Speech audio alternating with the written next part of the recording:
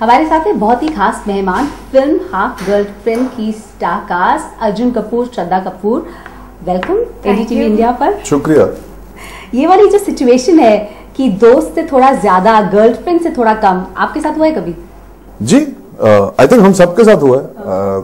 जब लोग पूछते हैं कि हाफ गर्लफ्रेंड होता क्या, पहले तो मैं हमेशा ये बताता हूँ कि यार ये एक्चुअली कोई नई चीज नहीं है या नया फिनोमेना नहीं है कि आज सोसाइटी में शुरू हुआ। ये सदियों से होते आ रहा है, बस हमें नाम नहीं पता था इसको क्या देना है। बिकॉज हिंदुस्तान में क्या रिलेशनशिप को नाम देने पड़ते हैं, वरना लोग पूछते हैं अरे वो तेरी कौन है, वो तेरा कौन है। तो पहले बोलते थे ना मेरा खास है या मेरी खास है, तो दोस्त तो थोड़ा सा ज्यादा ही होता था, पर वो नाम नहीं दे पाते थे। तो आई थिंक हम सबके साथ हुआ है कि एक इमोशन जुड़ा है ऑपोजिट सेक्स के साथ, समय बिताया है, एक प्यार भी फील हुआ है, पर कहीं ना कहीं कॉम्प्लिकेशन या हालात या मजबूरी आने की वजह से या कमिटमेंट के इश्यू होने की वजह से जिंदगी कभी बीच में आ जाती है, तो कहीं ना कहीं आप वो रिश्ते पूरी तरह नहीं निभा पाते, वो आधे अधूरे रह जाते हैं, पर एक खट्टी मीठी सी यादें उसके साथ जुड़ के रह जाती है उस रिश्ते के साथ। सो of course like anybody else मेरे साथ भी हुआ है। अगर आप एग्जाम्पल पूछ रहे कब हुआ था, तो मैं करीब 18 साल का था। तो उस वक्त मेरी मुलाकात एक लड़की से हुई, जिसके साथ दोस्ती बढ़ी, तो बातें शुरू की, दोस्तों के साथ मिलके भी अपना अलग टाइम बिताना, हर सुबह मैसेज, हर रात को फोन, काम के बाद पूछताछ, everything that is normal and when you are building towards a relationship.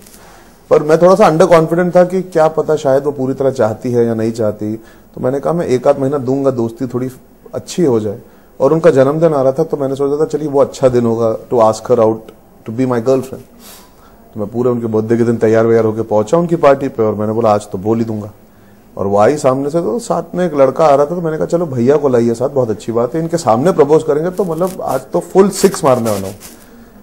तो आई, मैंने हैप्पी बर्थडे कहा और कहा, लड़की मुड़ी मेरी तरफ और कहा have you met my boyfriend. जो एक खंजर होता है ना, वो चीर के चले गया मेरे सिस्टम को। और उस दिन मुझे मोहित सूरी के रोमांटिक सैड गानों की वैल्यू पता लग गई। बिकॉज वो क्या पहले आप में कोई दूसरा तीसरा ट्रेन में बैठ के ट्रेन लेके चले गया। अर्जुन ने बहुत ही खूबसूरती से अपना जो बयान किया है, जब उनकी हाफ गर्लफ्रेंड बनते बनते रह गई, या आपके साथ ऐसा कोई किस्सा? हाँ, मेरे साथ हुआ है, और आई थिंक कि ये बहुत लोगों के साथ होता है कि कोई रिश्ता आप चाहे भी तो आधा अधूरा सा रह जाता है, तो अफसोस की बात भी होती है। मैं एक्चुअली तो ऑफ कोर्स ये मेरे साथ भी हुआ है। एक किस्सा जो हुआ था स्कूल में, जब मैं 5वीं या 6th स्टैंडर्ड में थी। मैं एक लड़के को बहुत पसंद करती थी, और लेकिन उससे कह नहीं पाई। तो क्या किया मैंने सोचा कि चलो उसकी आवाज तो सुन लेते हैं। तो मैं उसको ब्लैंक कॉल देती थी, और उसकी मम्मी फोन उठाती थी, और कभी कभी वो भी उठाता था। तो मतलब ऐसे लगता था कि यार बस मतलब आज बोल दूंगी। नहीं हुआ, बिल्कुल नहीं हुआ। तो वो रिश्ता वैसा का वैसा ही रह गया, और मैं उसकी हाफ भी नहीं, 0 गर्लफ्रेंड बन के रह गई। हाँ, पर ये होता है। आई थिंक कि बस चेतन भगत ने एक नाम दे दिया है इस रिश्ते को, जो आधा अधूरा सा रह जाता है हालातों की वजह से। लेकिन कुछ लोग ये भी कहेंगे अर्जुन की शायद half girlfriend would be better, because tantrums भी आधे, एक्सपेंस भी आधा, झगड़े भी आधे। पर एक्चुअली अगर सच बात बयां करे तो ये रिश्ता फ्रिवलिस नहीं होता। हाफ गर्लफ्रेंड या बॉयफ्रेंड होना ये नहीं कि चल मेरी हाफ गर्लफ्रेंड बन जा। मैं नहीं चाहूंगा कि कोई युवा पीढ़ी में ये सोचे कि this is a way to ask a girl out, for a girl to ask a guy out, because the agenda is not, वो होता है फ्रेंड्स विद बेनिफिट्स, वो होता है टाइम पास, वो होता है एक छिछोरापन जो आपके रोमांस में होता है, कि नखरे आधे होते हैं या वो सब होता है। पर कहीं ना कहीं ये जो हमारी फिल्म है, जो एक इमोशन है गाढ़ा प्यार को लेके, 2 लोग जो साथ होना चाहते हैं पर नहीं हो पाते। देखिए युवा पीढ़ी में तो कमिटमेंट को लेके वैसी बहस चलती रहती है। तो ये तो सिर्फ एक नाम है रिलेशनशिप के बारे में, जो ऑलरेडी इमोशनली किसी के साथ हो रहा है। इट्स नॉट कि it's a way of asking people out, और it's a way of creating a new relationship. It's already there. जो अनकही बीच की दरारें होती है, जिसका नाम होता है जिंदगी, वहां पे रिलेशनशिप्स भी कहीं ना कहीं रुक के रह जाते। You would want so much more, पर वो नहीं हो पाता। So that is where a status like this comes in, जो बोलते हैं ना आधा अधूरा प्यार। तो उसको इंग्लिश में आप हाफ आपके गर्लफ्रेंड। साथ हुआ है? 100%। मेरे साथ 200% है ना, वो जो Definitely. उलझन में या कोई हालातों की वजह से। Like I always find it so unique. I'm sure ये हमेशा होता है, if somebody's come out of a bad relationship but you still meet somebody who's interesting, पर कहीं ना कहीं आप अपने आप को नहीं पूरी तरह कमिट कर पाते उस समय, बिकॉज आपके पास्ट, आपके अतीत में आपको अच्छा अनुभव नहीं रहा, पर वो जो दूसरा इंसान है वो चाहता है कि जवाब मिले, बिल्कुल, तो वो शायद आगे बढ़ जाए या आपका इंतजार करे। या तो कभी कभी ऐसा होता है कि आप अभी अभी किसी को पसंद करना शुरू किए हो, एक आध महीना बीतता है और आप समझ रहे हो, परख रहे हो एक दूसरे को, और दोनों में से एक की एक अनबिलीवेबल अपॉर्चुनिटी आती है नौकरी करने की और शहर छोड़ के जाना पड़ेगा, या कॉलेज की एडमिशन हो जाती है और आपको हायर स्टडीज के लिए जाना पड़ेगा। There are so many complications that are there that lead to some relationships just not completing the way you would have liked it. पिछली में जो आपने फिल्म में काम किया था चेतन भगत की ही किताब पर थी, जो 2 स्टेट्स, उसमें आप पंजाबी लड़के बने थे, यहाँ पे बिहार के हैं और आप दिल्ली की लड़की हैं, रिच एंड यू नो। सो मुझे बताइए कहाँ पे आपको ज्यादा मजा आया, आपको कौन से कैरेक्टर में ज्यादा मजा आया? देखिए दोनों अपने आप में दोनों विचित्र किरदार थे मेरे लिए निभाने के लिए, because I found it very very exciting to play Krish that time. वैसा किरदार तभी मैंने किया नहीं था, तब तक मैंने गुंडे, इशकजादे और औरंगजेब की थी, तो मेरे लिए बहुत नया था और बहुत बड़ा चैलेंज था। यू नो वो टिपिकल हीरो नहीं था लड़का, अगर आप देखो बॉय नेक्स्ट डोर वाला कूल हाथ फैला के रोमांस करना, वो एक्चुअली थोड़ा सा उसके अंदर जो उलझने थी, बहुत सुलझा हुआ था पर लाइफ की कॉम्प्लिकेशन की वजह से एक तरह का था, और वो जिस तरह रिएक्ट करता है वो चीजें उसको हीरोइक बनाती है, ना कि वो जानबूझ के हीरो बनने की कोशिश करता है। प्लस उसकी अपब्रिंगिंग वगैरह वो एक अलग डायनामिक था जिससे मैं रिलेट थोड़ा कर पाया था। हाँ, पर इस फिल्म में तो मैं रिलेट करना बहुत मुश्किल होता है, बिकॉज मैं बड़ा हुआ हूँ बड़े शहर में, मेरी पैदाइश बड़े शहर की है, मेरी सोच विचार की धारा वहां से निकलती है। माधव झा कहीं ना कहीं मेरे लिए समझना नामुमकिन है कि एग्जैक्टली कैसे होता है, पर आप एक बतौर एक्टर बनने के बाद आप घुसते हो ना वो डिटेलिंग में, तो Madhav Jha was more challenging from a different perspective. Krish Malhotra was a different. कई बार आप किसी से रिलेट कर पाओ तो उसको निभाना मुश्किल होता है, कई बार बिल्कुल नहीं रिलेट कर पाओ तो कैसे निभाओगे, तो क्रिश और माधव में जमीन आसमान का फर्क है। पर आई वुड लाइक टू से आई थिंक माधव इसीलिए थोड़ा सा मेरे लिए और मुश्किल रहा, बिकॉज बिहार का किरदार निभाना मतलब लोगों के दिमाग में जहन में एक ही चीज आती है, अच्छा ये तो एक ही तरह से होता है बॉलीवुड में, या हम दर्शाते हैं तो क्या पॉलिटिशियन होते हैं या गैंगस्टर होते हैं, और हमको ये लगता है कि वो बात करने का भी एक ही ढंग आ जाता है इवेंचुअली। मैं चाहता था मोहित के साथ साथ, मोहित भी बहुत क्लियर थे, वो चाहते थे कि कैरिकेचर ना हो। Anybody who sees this film who is from Bihar और हैज ग्रोन अप देयर और is aware of how people are there should feel proud of how we have shown this character. हम नहीं चाहते थे कि माधव जाए कैरिकेचर या गिमिक बन जाए, हमने इसीलिए नहीं चुना कि उसको गिमिक बनाना है बिहार में किरदार को, वरना तो फिर कहीं भी बेस कर सकते हैं।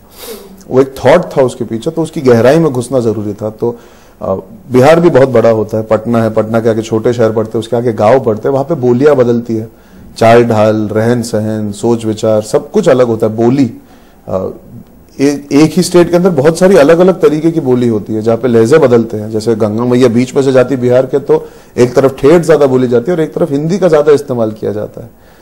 तो जिस तरह वो अंग्रेजी भी बोलते हैं, अब जैसे मैं अंग्रेजी जानता हूँ, जो चीज आती है उसको ऐसे जताना जैसे नहीं आती, वो अपने आप में एक जर्नी होती है, और जो गलतियां होती है वो कंसिस्टेंटली करनी होती है। इंग्लिश लैंग्वेज में क्या है, जब लोग सीखते हैं हिंदी मीडियम में या फिर अपने लेवल पे, तो क्या होता है स्टेट, हम हिंदी मीडियम स्कूल गए हैं, तो वो जिंदगी भर वही रह जाता है, चाहे वो कितने भी जर्नी उनकी लंबी हो जाए, पर there are certain things that don't change. वो ज का ज, स का श का स हो जाना, कुछ कुछ चीजें अनफॉर्चुनेटली आपके वजूद का हिस्सा बन जाती है, तो आप अनजाने जाने में आप बोल ही जाते हो वैसे। तो मुश्किल इसीलिए था बिकॉज मैं फाइन डिटेल्स में घुसना चाहता था, इसीलिए। ट्रेलर्स में भी इनफैक्ट ये भी दिख रहा है, जैसे अर्जुन ने कहा, स्टीरियोटाइप नहीं किया गया है, कैरेक्टर बहुत रिलेटेबल है। मुझे बताइए फिल्म में आपके जो कैरेक्टर हैं, बास्केटबॉल भी खेलती हैं, गाना भी गाती हैं, और आप रियल लाइफ में भी बहुत खूबसूरत गाना गाती हैं, हम सब जानते हैं। Thank you. तो क्या हम अपने ऑडियंस के लिए अगर आप से रिक्वेस्ट करें कि इस फिल्म का जो आपका फेवरेट गाना है, या आपने जो खुद गुनगुनाया है, या कोई और भी जो आपको अच्छा लगा? एक्चुअली मैंने फिर भी तुमको चाहूंगा का फीमेल वर्जन गाया है, फिर भी तुमको चाहूंगी। अर्जुन आपने, मैं गाना गाना चाहूंगा जी। ओह अच्छा, सॉरी, आप सवाल पूछ रहे थे। मैं सवाल ही पूछ रही थी। इसमें जाहिर है बिहारी कैरेक्टर प्ले कर रहे हैं, तो लहजा वगैरह आपने उस पर वर्क किया होगा कुछ, अगर उसमें से कोई खास लाइंस अगर आपको कुछ याद हो, या किस तरह से? लाइनें तो बहुत है, मतलब आपको फेवरेट? हाँ, वो मैं सोच रहा हूँ कि संक्षेप में कैसे करूँ ताकि लोग कॉन्टेक्स्ट के बिना भी एंजॉय कर सकें। आप दोनों की कॉन्वर्सेशन हो उस तरह का। इंटरव्यू वाला बोल दो ना। हाँ, तो इंटरव्यू जो आपने ट्रेलर में देखा होगा, my self coming from village area, I feeling की, और फिर मैं कहता हूँ नहीं, हम सांझ में उत्तर देना, हम हिंदी में उत्तर देना चाहेंगे वरना सांझ हो जाएगा। उसके बाद क्या होता है, एक्चुअली छोटा सा सीन का कंटिन्यूएशन है। इंटरव्यू खत्म होता है तो principal turns around and says, तुम बोलते ठीक ठाक हो but your English is weak, so लगता नहीं तुम्हें एडमिशन मिलेगी, देखते हैं। कहीं ना कहीं लड़का डिसअपॉइंट होता है, माधव उठ के जा रहा होता है, वापस लौट कर आता है, प्रिंसिपल से कहता है, सर छोटा मुंह बड़ी बात, लेकिन एक बात कहना चाहेंगे, आप एक समझदार छात्र को लेना चाहेंगे या कौन ऐसे छात्र को जो दूसरा देश का भाषा बहुत बढ़िया बोल लेता है? तो एक्चुअली वो लाइन मेरे जहन में इतनी ज्यादा घुसी हुई है, because that is the biggest conflict point in India as society, where English is given so much importance कि कहीं ना कहीं हम हिंदी को वो दर्जा देना भूल जाते हैं। इंग्लिश जरूरी है क्योंकि नौकरी, काम का सब कुछ जरूरी होता है, पर हम कहीं ना कहीं जो लोग हिंदी में बातचीत करते हैं उनको तूल नहीं देते या उनको एक नजरिए से देखते हैं। तो माधव झा की वही समस्या है कि वो है समझदार and he is proud to be the way he is. उन्हें बिल्कुल ये नहीं है कि मैं ऐसा क्यों हूं कि लोग मुझे, उनका बस यही है कि अगर मैं इंग्लिश बोल लेता तो सब मानते मैं अकलमंद हूं, बस इतनी सी कमी है मुझ में कि मैं हिंदी में वही चीज बोलता हूं जो लोग अंग्रेजी में बोलते हैं। मैं एक्चुअली एक बात कहना चाहूंगी कि इन्होंने जिस आसानी से ये दर्शाया है माधव कैसे बोलते हैं, कैसे उनके तौर तरीके होते हैं, मतलब इतनी तैयारी इन्होंने की है, ऐसे लगता था कि हर रात को पूरी रात ये तैयारी करके सेट पे पहुंच जाते थे। और नहीं, वो मैं एक्चुअली पूरी रात तैयारी करता था इसीलिए। और फिर मुझे मतलब ऐसे लगता था, हर रोज लगता था कि यार मैंने तो पक्का कम तैयारी की है अगर इनसे कंपेयर करें तो really I mean I feel कि व्हाट आई लाइक्ड अबाउट जो रिश्ता है इस फिल्म में दोनों का, बहुत सारे लोग सोचते होंगे कि अरे ये ऐसा लड़का ऐसी लड़की के साथ कैसे हो सकता है, ये पॉसिबल नहीं है, पर कहीं ना कहीं रिया सोमानी को ह्यूमनाइज करना, बिलीवेबल बनाना, आई थिंक श्रद्धा में वो सारी क्वालिटीज है जो कई बार बिना ट्राई किए भी एक एक्टर के अंदर वो होती है, एक पर्सनालिटी, एक ऑरा में होती है कि आप श्रद्धा को दूर से देखो तो ऐसा लगता है कि इनसे बात करना तो मुश्किल है, जैसे ही उनसे एक बार बात करो तो ऐसा लगता है कि इनसे बिना बात किए तो जिंदगी कट नहीं सकती।